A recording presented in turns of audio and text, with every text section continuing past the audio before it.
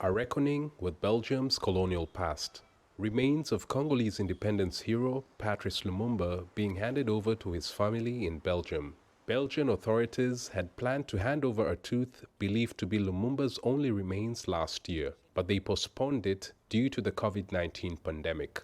The handover marks part of reconciliation efforts between Belgium and the DRC, which suffered widespread abuses during the colonial period. However, some Congolese feel it's not enough to atone for the colonial era abuses. The return of Lumumba's remains is not a very big thing for me. I was expecting Belgium to support our country economically and help equip our army because we have many security problems.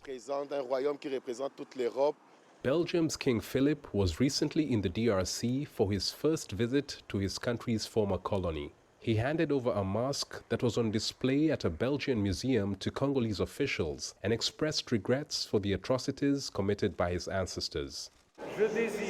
I want to express my deepest regret for the past injuries and the pain caused by the discrimination inflicted on the DRC during the colonial rule. Belgian authorities agreed to return Patrice Lumumba's remains in 2020 at the height of the global Black Lives Matter protest.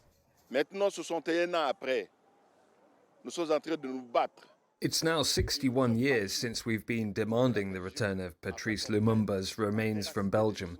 They have heeded our call and given the Congolese people the dignity they deserve. But they should also compensate his family and the country for having played a role in his death. Patrice Lumumba rose to power to become the DRC's first democratically elected prime minister at the age of 34. He was assassinated in 1961 by Congolese rebels backed by Belgium for his anti-colonial stance. His body is reported to have been cut to pieces and dissolved in acid by a Belgian police officer. Patrice Lumumba is regarded as a hero not just in the DRC but across the continent as well for being a leading voice of African liberation. His remains will be taken around the country before being buried in the capital Kinshasa later this month.